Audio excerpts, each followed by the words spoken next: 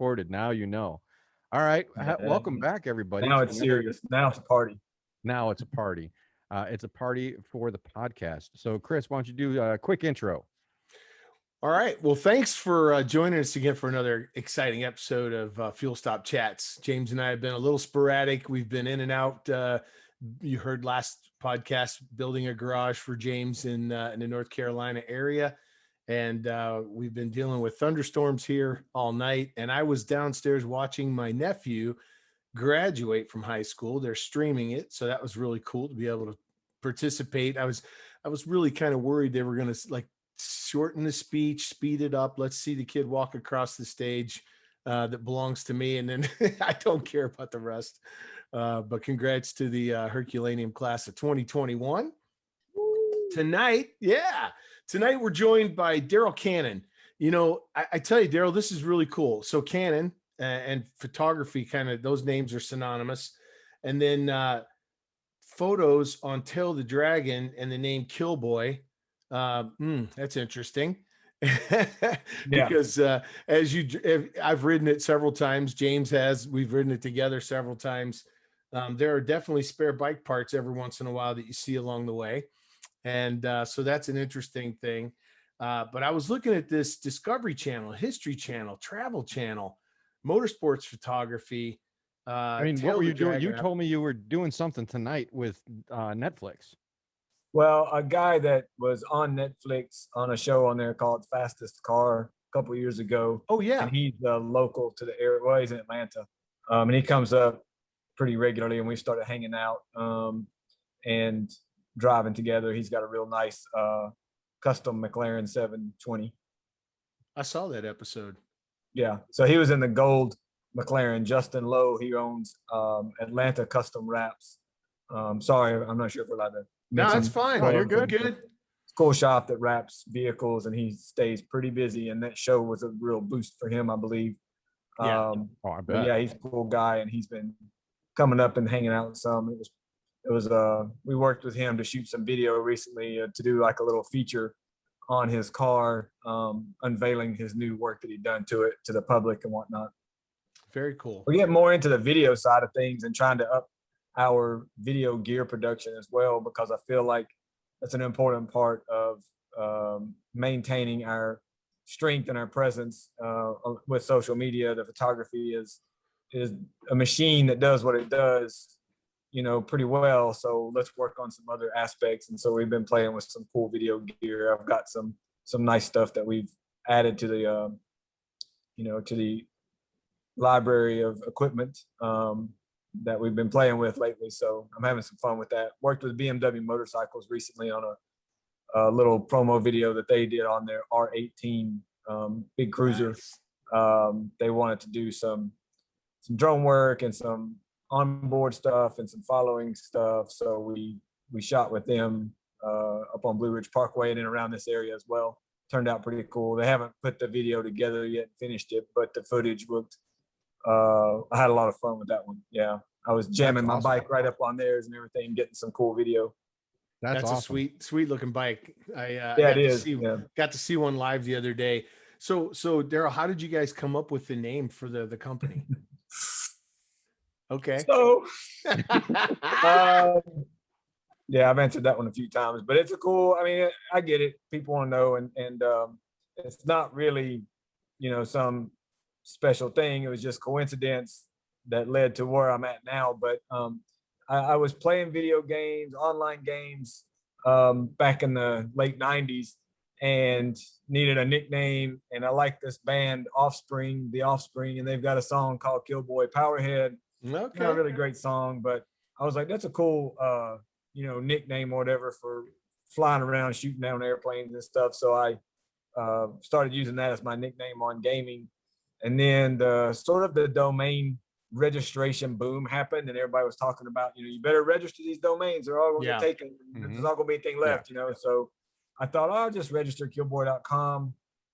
Didn't really have a plan for what I was doing. I was working retail stores and just getting into manufacturing. I was in manufacturing at the time, material handler, forklift operator type stuff.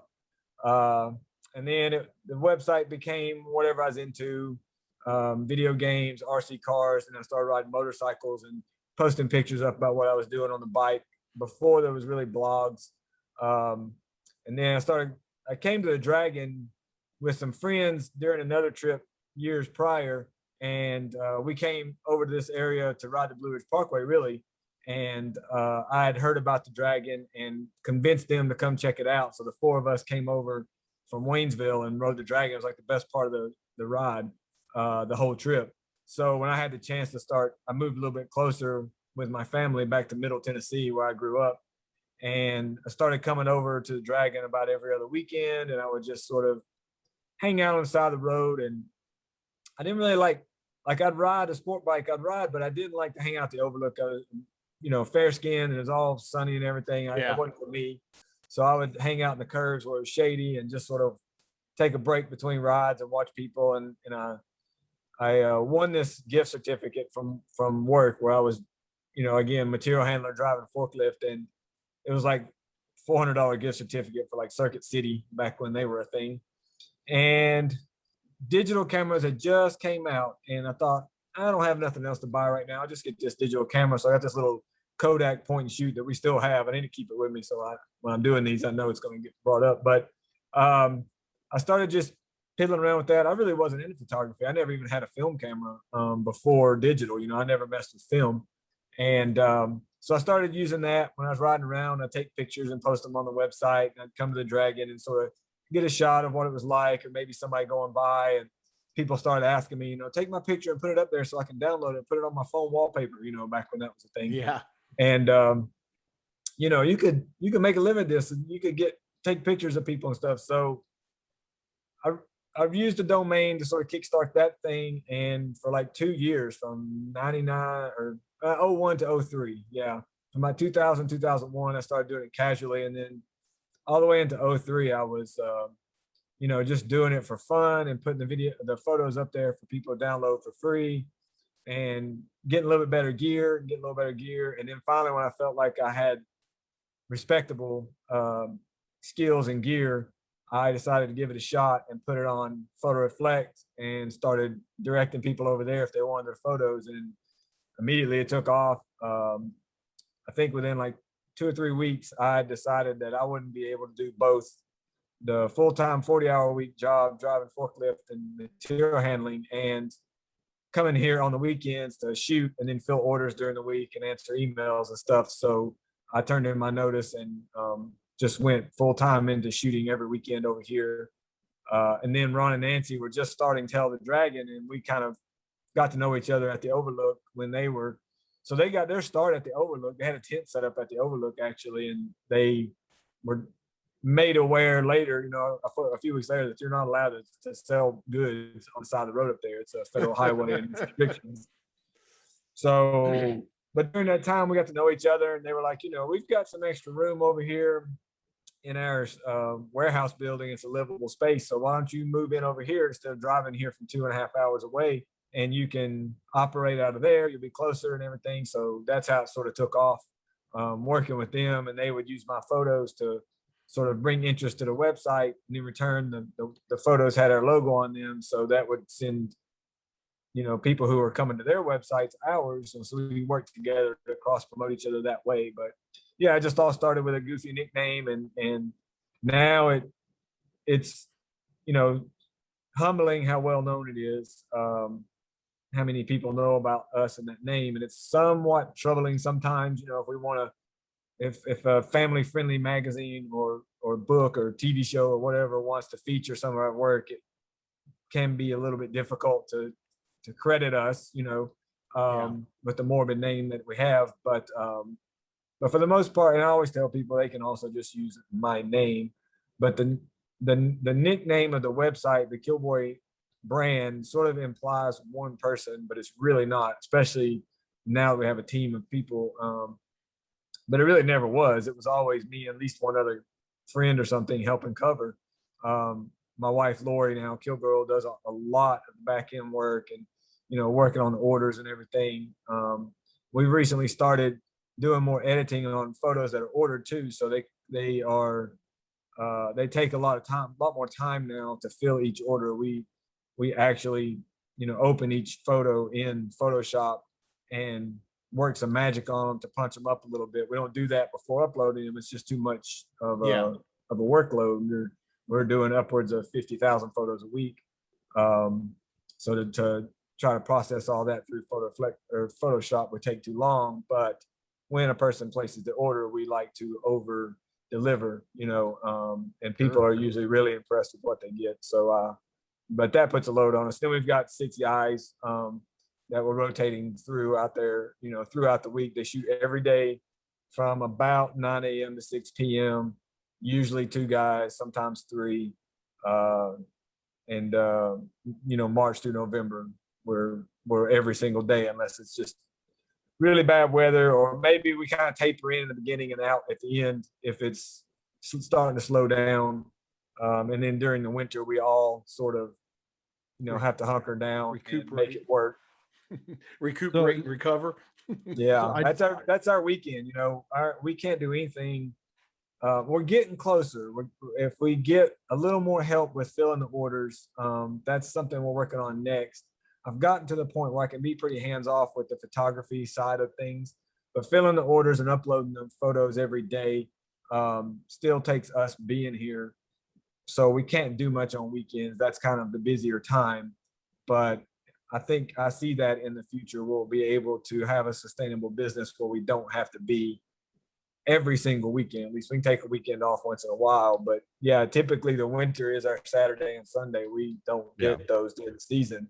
So it's a nice break, but we have to prepare for it all the same. It's difficult. We have to really hustle and make hay during the summer so that, the winters are sustainable.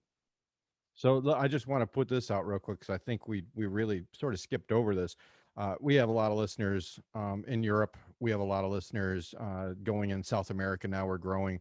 So when we're talking about the tail of the dragon, it's 11 miles, 340 curves? 318, they say. Yeah. Tried to count them, and it's like 318 and 11. Something. Yeah. It's between North Carolina and Tennessee. You also have the Blue Ridge Highway, or the Blue Ridge Parkway, that's running in between Robinsonville and what's the other one? Well, Cherokee all the way out. Cherokee. Yeah. Well, I was thinking of the Cheraholo Skyway. Cheraholo. Yeah. So there's a lot of really good roads in a really small area. The KillBoy is a photography shop. When you're riding on the road and you see the little tent set up where a guy's taking your photo or a girl's taking your photo as you're going around those corners, that's who we're talking to.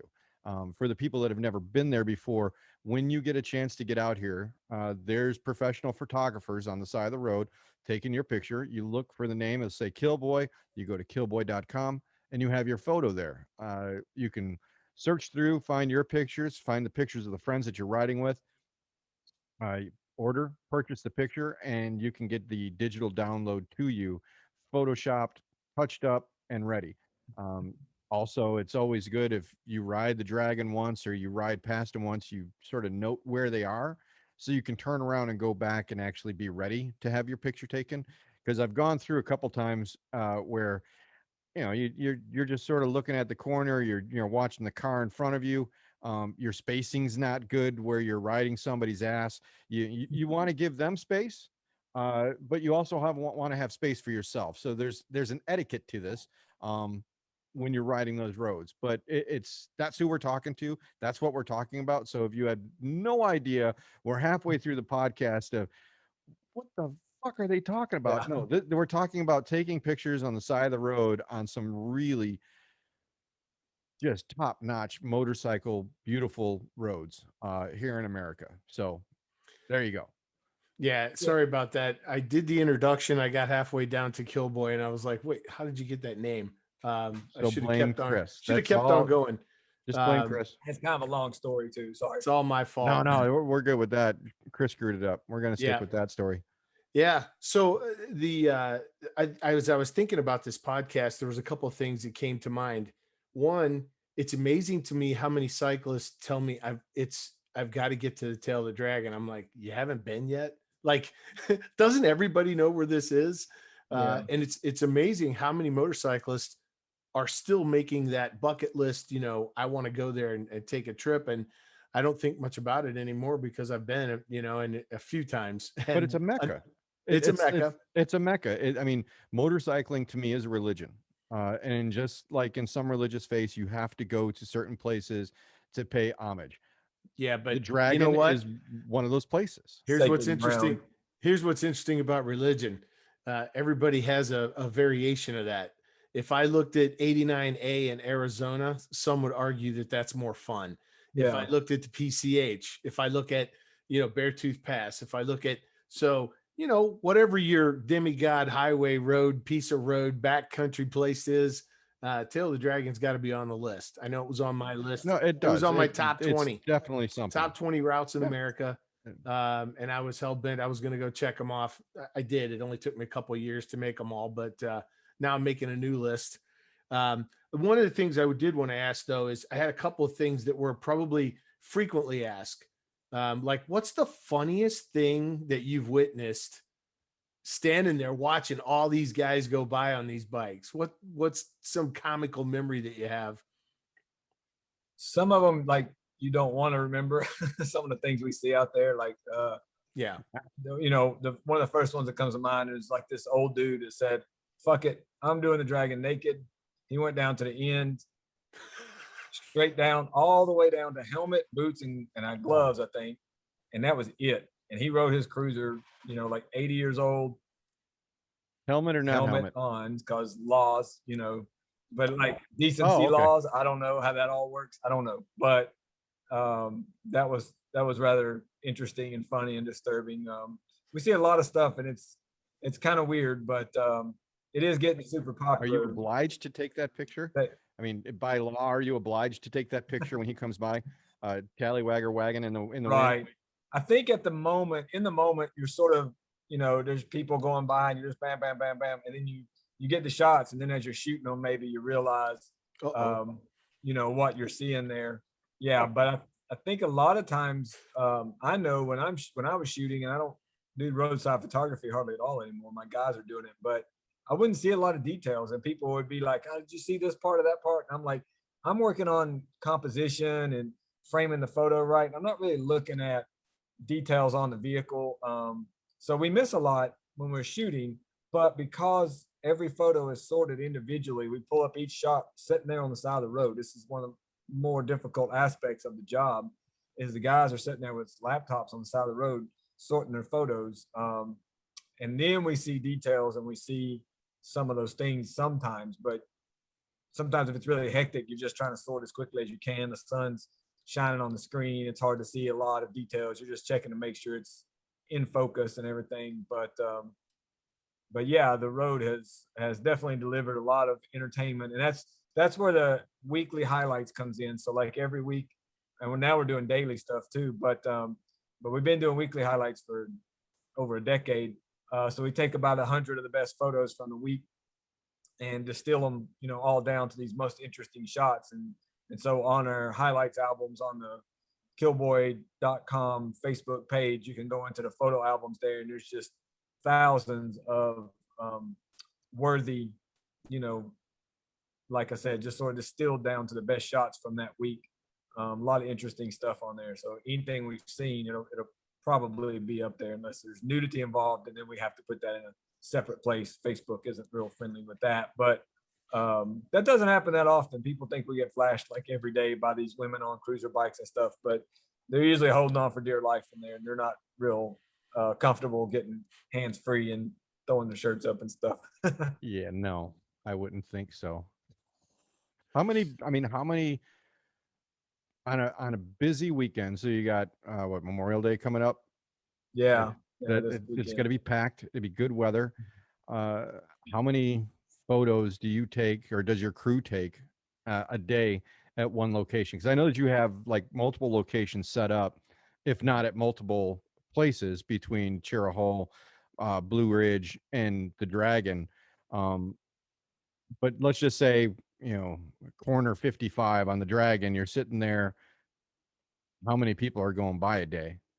So we've tried shooting on the Skyway in 28 a couple times, and it just didn't really work out. Like the people who are going there were typically coming to the Dragon anyway, and they Okay. might get a shot or two from those other roads. And then to expand farther out would be great, but the logistics of getting those huge data amounts of data from the photographer to our rack so that we can fill orders is too difficult right now. Our internet in Robbinsville is not robust enough to handle those kinds of data demands. I know a So guy. maybe eventually I would, huh? I said, I know a guy. Yeah. He's on the screen right there. Eventually we would, if we can get, gigabit type data in this small town, then that would be great. And we can look into doing some expansion into other areas of the country. It would be awesome. But right now we mostly do focus on the Dragon. But our guys, like on a busy weekend, Memorial Day and Labor Day are the two pretty much the biggest weekends in our area, because they're sort of me holidays. I say other holidays can be sort of family oriented. July 4th is not that busy here. Easter weekend is a family thing, and so it's not that busy. But this weekend will be very busy. It'll be a circus, and our guys will shoot well over 10,000 photos each, probably close to 15 to 20,000 each. So it depends on how long they're out there. If a guy's out there all day, especially, but we try to sort of shift it up so that shift them out. So we got an early guy, a midday guy, and a late day guy, so they don't get too burnt out, because it's a lot of pushing the button, and I can imagine. it's not a dream job, especially when it's that hectic. You got people coming from both directions on you, and then we have to, again, they're sorting all those photos one by one, and we got to get all those home and transfer it onto the racks, and then upload everything on our piddly little internet. We got 10 meg up and 100 meg down, so we have to work with that. But what goes up is proof size, not full size. So we do have that working for us, that we're not trying to upload gigabytes of data. It's reduced somewhat, so that helps. But yeah, the road's popularity is not, especially with the COVID thing and the way that people sort of redirected their, I think, vacation funds, and they couldn't go on their cruises, and they couldn't go to the Caribbean, and they had money maybe set aside for those things. So let's go to the mountains of North Carolina. Let's go get a motorcycle and ride the mountains and stuff. So late last year was crazy, and then we got an early start this year, and it's been pretty hectic. And I know that's not everybody's thing. There's a lot of sentiment that I see where people are like, I don't like the Dragon, it's become a circus. I get that. When it's midday on a Saturday, on a holiday weekend especially, it's a cool show, and you got to come with the right mindset maybe, but it's not the time that you're going to go out there and get your best me runs in. But every week and every day, there is a period of time or a period of days where it's just not that busy. And that's why we started doing these roadside videos, to sort of show, people who talk about how crazy it is and how busy it is. There's nobody there to talk about that when there's nobody there. You know what I'm saying? There's a million reporters when it's busy, and they're all talking about how busy it is. Well, when it's dead, who's there to tell you there's nothing out here, And so even at the end of the busiest day, like on Saturday, about 6 o'clock, 7 o'clock in the evening, and sunsets at like 8:30, 9 o'clock, it'll die down. It'll become a ghost town, and the road stays nice and warm. You got headlights. There's not any lighting out here, that's for sure. It's dark. But late in the day and nighttime, and then some people like mornings. I'm not a big morning ride person, but I don't think the road's in the best shape in the mornings. It's usually the coldest and the wettest it's going to be. There's a big stone, and it heats up all day long. And so after dark, you can go out there and put your hand on the pavement and you feel the warmth. It stays warm all the way through, to midnight. So those are times, and I'm not saying that to generate business. We're not shooting, those are the times to get out there and really, if you want to ride it and enjoy it, it's late in the day. Avoid Fridays and Saturdays if you want it to yourself, but come out on Fridays and Saturdays for the show. Just come with the right mindset that, it's a cool show and you're just going to have to, be a part of the scene. But I still dig it. I still have a good time out there riding. I just know when to pick my times, and don't expect to come out in the middle of the day on a Saturday and get the road to myself. Obviously that's not happening, Yeah, no, and I've told people, it, the Dragon is definitely something that you have to ride. If you're going to ride motorcycles and you're going to ride in North Carolina, you have to ride it. Is it my favorite? No. There's I've a lot had of good really roads good. that are better than the Dragon. Yeah, I mean, Oh, it's the camaraderie at the Dragon that's hard to find. yes, Hanging out with everybody at the end, and that's what I everybody tell kind of them. helping each other, and the fact that there's no inroads and no residences. You're not ripping past people's houses. You don't have, cars pulling out in front of you. Exactly. You have cars coming across the lane at you, possibly. But Yeah. Yeah. the conditions of the surroundings for that road are what makes it special. There's plenty of roads that are more interesting, curvier, fun to ride than that road, but it's the whole scene and the atmosphere and everything that makes it pretty special to me. And to hear people's stories about what it took for them to get there, how long they've been working on this, and how big of a deal it is to them, it's very humbling, and it reminds me to stay focused on doing a good job on what we do, because these photos can mean a lot to people. Sometimes it's a person's last ride with their father. Sometimes it's the first ride with their son. Sometimes a few years later, that person passed away, and those photos are, the shots that they have of that person having a good time. So it's very powerful and humbling for us to be a part of those people's experiences and memories. And I'm honored to be able to provide them with something and make a living at that without gouging, and provide something that everybody enjoys that we do. It's not like going to the dentist where you do it because you have to. Yeah. They do it because they like what we're doing, and I'm honored to be able to make a living doing something like that. Now, have you guys considered? I know that we did the back of the Dragon in Virginia. It runs from Tazewell to Marion, another very popular ride, and I see it's gaining in popularity. They've built a back of the Dragon, spot kind of like the tail of the Dragon has at the end. Where people can assemble, grab a burger, sit down and shoot the breeze with whomever. Have you guys thought about that brand recognition at back of the Dragon, or other places? So I'm not sure I follow you about the brand recognition. It's interesting how many places sort of piggyback off of the Dragon thing. Yeah. We had like the head of the Dragon for a while and the back of the Dragon, and I can't remember, maybe a few others. Ron and Nancy that trademarked the tail of the Dragon, and started that business, really hit a home run there with that, I think, and made that road even more desirable than maybe it already was. Calling it Deal's Gap is what it really technically is. It's Deal's Gap, Right. road, and that's what the state sort of called it. There for a little while, Tennessee designated it as a Tennessee landmark, and officially referred to it as Tail of the Dragon, and put a sign up that said "Welcome to Tail of the Dragon." That sign lasted like 10 hours. But now they've renamed it I'm so drawing a blank here.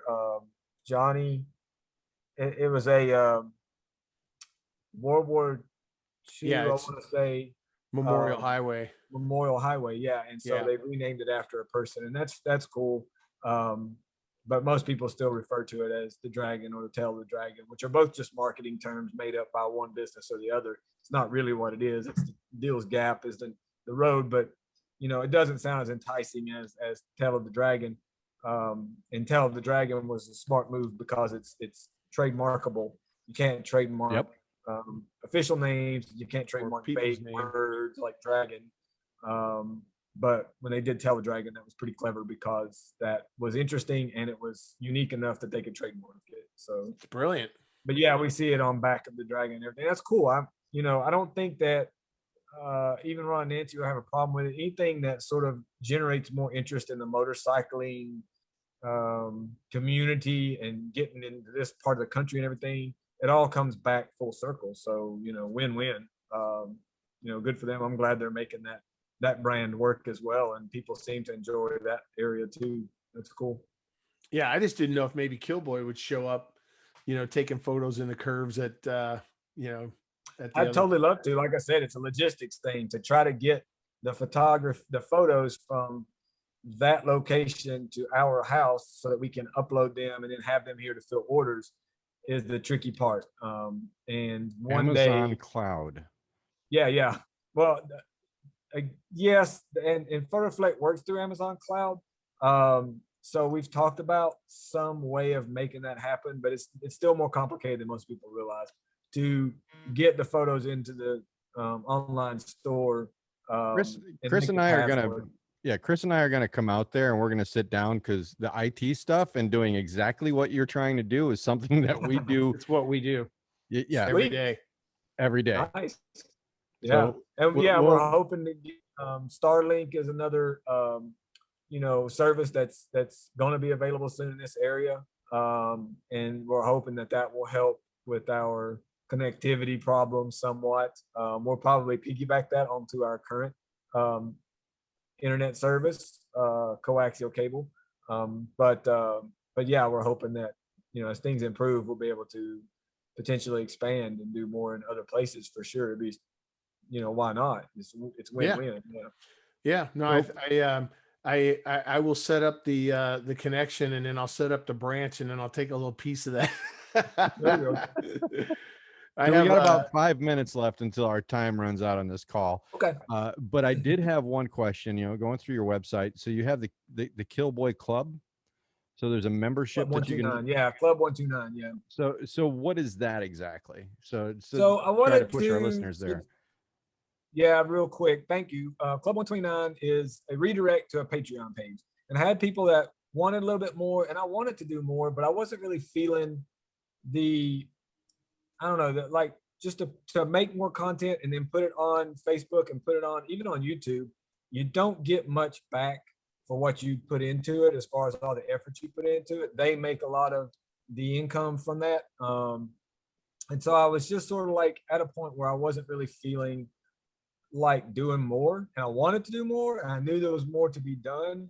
And so that's when I decided, let's try this Patreon thing. And just like with my photography, I was just giving it a shot to see, what's going to happen. And I sort of made a post and explained why I was doing it, and set up the Patreon thing and went to bed. And when I woke up, I had like 200 subscribers. I was like, what? I totally blew me away. I didn't expect to have 10, people that said they want to pay some extra for a little bit more content behind the scenes. And so that really motivated us to, now we do the daily highlights. So the people that are members of that thing, they get to see more highlights from every day at the end of the day. In fact, I need to get to work on that tonight as soon as we get off here. But I'm also posting videos, the nudity and the booby shots we can post in there because it's restricted to 18 and over only. Sometimes I share content that's maybe less legal, and it's not really politically correct to put out there, with more and more sort of crackdowns happening about, legality stuff and how you act in traffic and things like that. People are getting real picky about that. So, I might not want to make that public, but I share it with the guys in the Patreon group in Club 129. So, that was the motivation behind doing that, and it's worked out pretty good. We've kind of leveled off. We've got a steady number of subscribers, and it keeps me going. And plus, it helps through winter. Like I said before, our sales would just drop, but now with Patreon, it helps us get through winter a little nicer. So that's good. That's very cool. Thank you. Yeah. No, it's amazing that the concept and things that you kind of take for granted. We've been aware of you guys for a long time, but purchase pictures from you guys and tell everybody, smile in that curve up there for that guy's picture. And, you took a simple concept, you've really grown it into a business. Fell ass backwards into it, but yeah, it was like one of those things. Dude, nobody was doing it at the time. My daughter's a photographer, and the hours that she spends, she takes 1,000 photos, 1,500 photos for a wedding, and somebody goes, "Hey, you got my pictures done yet?" Like in 2 days.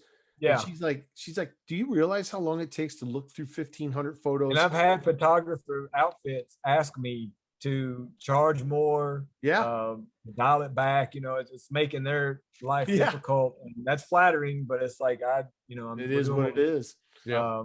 but yeah, it's working out. But I just happened to fall into it at a time. Now everybody's a photographer. It's very hard to start a photography business because it's super saturated. We have our reputation that we try to maintain that's helped us, have what we have. But nowadays, it's photography is the cameras are so good. Everybody's into it, and that's cool. Keeps us on our toes. It's still But art. it's It's still still art. Yeah, art. at the end of the You day, still it's have still to have art. an eye. You said something really, really We're about to run important. out of time. That's what I'm looking to frame. I'm looking at the, Yeah, the composition. composition of the picture. Joe Blow standing on the side of the road's not doing that, man. Listen, I want to thank you so much for taking the Yes. time. Look how he did that. Framed Perfect. himself right in there. We'd love to check in with you again in the future. Hopefully it wasn't painful for you to spend some time with us. And I had a as good you time. grow out the business and the video, the drone, love to tag back up with you sometime down the road and let's kind of see how you're going, and definitely have some concept ideas about moving large amounts of data for edit without high speed bandwidth needed. So happy to Okay. share that with you as well. So Okay. thank you very So, much for your time. Yeah. Thank you so much for your time, and look forward to talking to you again. We'll see you out there. Okay. Thanks, you We'll, guys. we'll be looking for you next time we're down. Definitely. Rider out. Rider out. Rider out.